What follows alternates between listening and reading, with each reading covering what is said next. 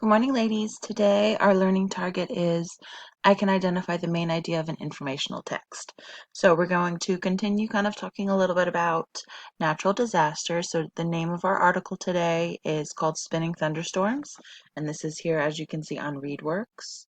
Okay, so you can go and submit your electronic answers that way as well, so I can give you some feedback. So right below it says, this article is provided courtesy of the American Museum of Natural History. On a spring night in 2007, disaster struck a small town in Kansas called Greensburg. Shortly before 10 p.m., a siren went off. A mile-wide tornado was approaching Greensburg. And it wasn't just any tornado. It was a Category EF5, the most powerful kind there is. Its winds were estimated to be more than 200 miles per hour. In less than 10 minutes, the town was destroyed, and 10 people lost their lives. When the fury had passed, people clambered through the rubble.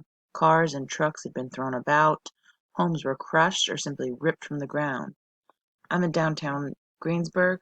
There's really nothing left," said one resident. Look at that destruction. Holy moly. How do tornadoes form?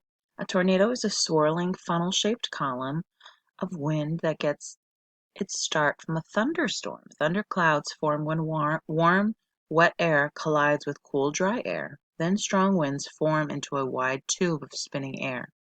When the tube touches the ground, it becomes a tornado.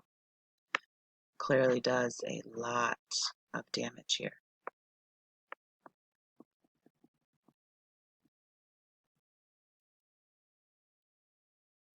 So here, before we get reading, these are some interesting captions. So here it says, the 200 plus mile per hour wind of a tornado can bend a stop sign. Holy moly. And then look at this amazing picture here. It says a tornado. Okay, so it kind of again goes back into what a tornado. A tornado is a swirling funnel-shaped column of wind.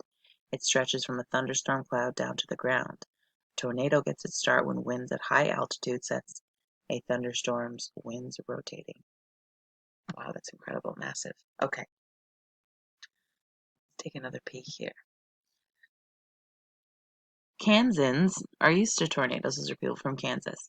The people of Greensburg live smack in the middle of Tornado Alley, an area that spans 8 states in the central United States. This region is a perfect thunderstorm factory. It is just what storms need to get started.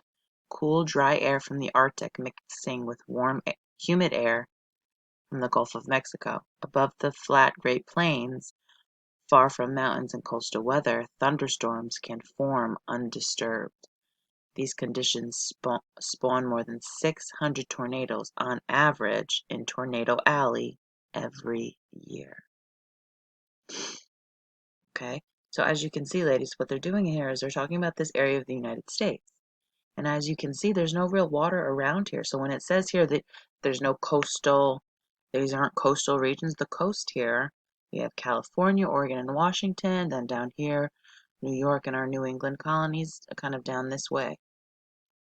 Right, New England up here, and then down south here by Florida, Texas. These are all, well, parts of Texas is not, but these are all coastal, meaning that they have water, so there's storms and different things like that. But right here in the middle of our country is a very flat area.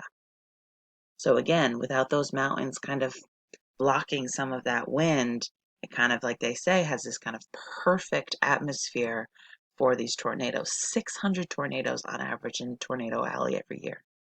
Not all of them are EF5s like the one that we're reading about today, but they do happen a lot. Remember, Ms. Babs was sharing with us that they have to practice tornado preparations. Like we practice for a fire drill, they have to practice for tornadoes because it is so common where she lives or where she comes from. How do scientists predict dangerous storms? So you have some nice natural chunks here to go back for your second read.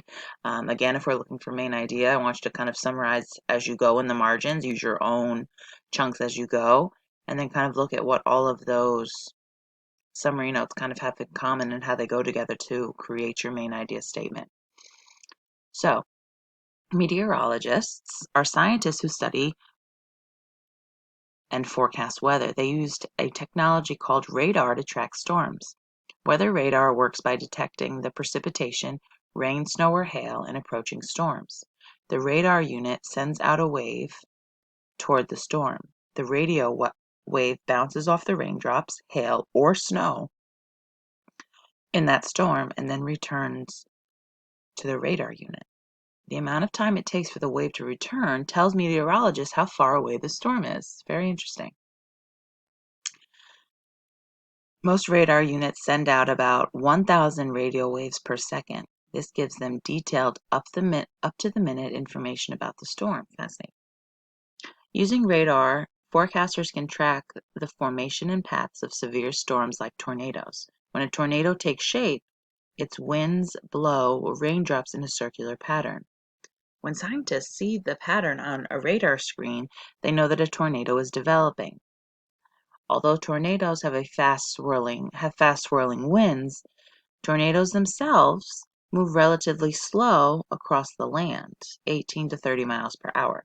So scientists can make a reasonable forecast about where they are headed. A system of tornado watches and warnings are used to alert the public to danger. A tornado watch means thunderstorms conditions exist that could spawn tornadoes. A warning means a tornado has touched down and has been spotted.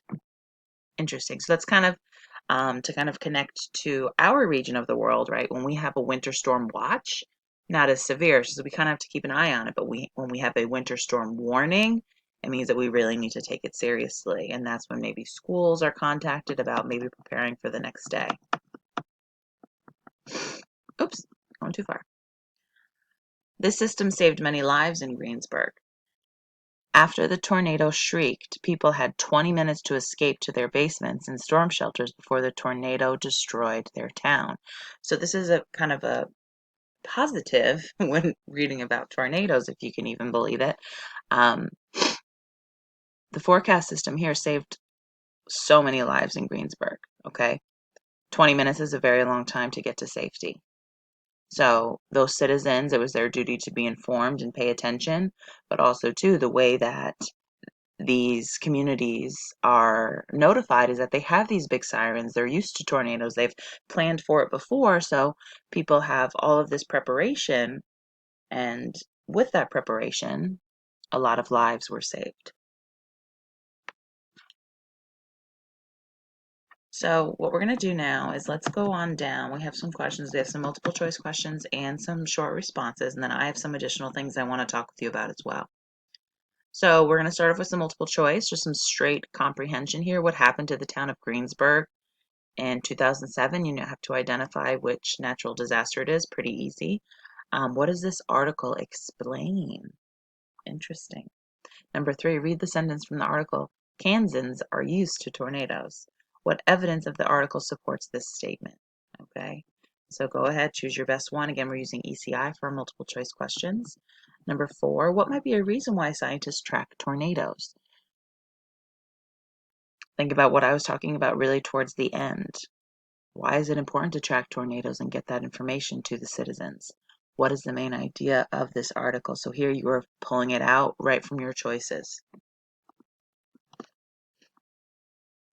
Oops, too far. Number 6. Why might the author use a heading such as how tornadoes form and how do scientists predict dangerous storms? So what you're doing here is you're evaluating the headings. Why do you think the author chose those headings? Here, select the word that best completes the sentence, excuse me.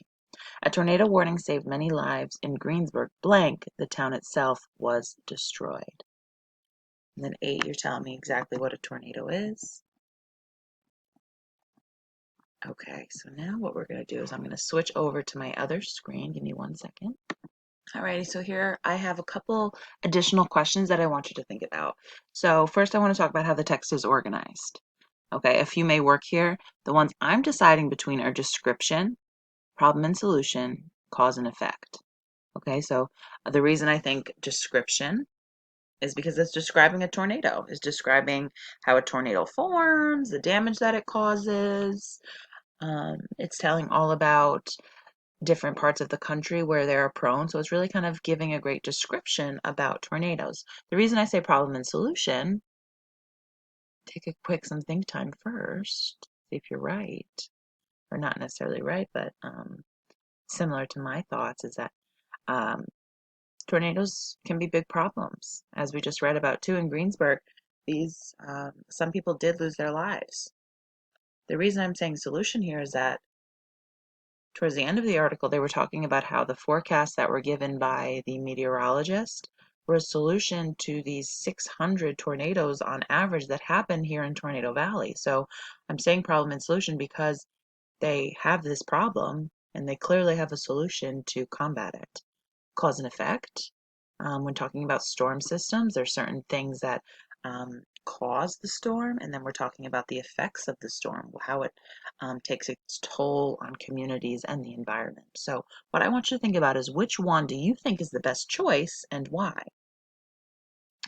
Next question is, how do you think children at school prepare for tornadoes?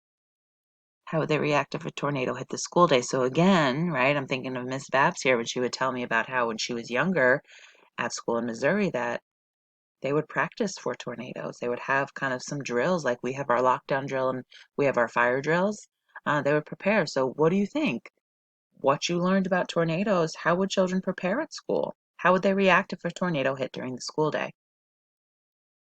Um, the next one here is New York is not a state that is prone to tornadoes. I mean, it's not usually a state that gets a lot of tornadoes. Why is that? So I want you to think back to the reading, go back, look at your notes, and then think about what I said when we were talking about Tornado Valley. Use that nice text feature of the United States to help you with this question. And this is kind of an opinion question, kind of an interpretive question, but why are meteorologists so important to communities? Okay, so when we think about the weatherman, we don't necessarily think about, or weatherwoman, about these people saving the day. Like we have firefighters and police officers and first responders and nurses and doctors and those sorts of things. But what I want you to think here is how did these meteorologists save people's lives? Why are they so important to these communities? Why are they so important to our communities?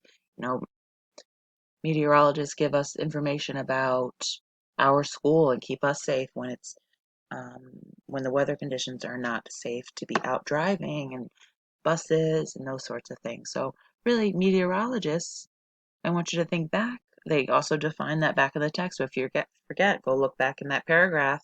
Meteorologist gives you the context clue and defines it right afterwards for you. Why are they so important to communities? All right, ladies, we're going to continue with some natural disasters for the next few days, next couple weeks, because if we were at school, this would be kind of our natural disasters unit. So Ms. Egenk is trying to find some articles that correlate with that. So I hope you enjoy it.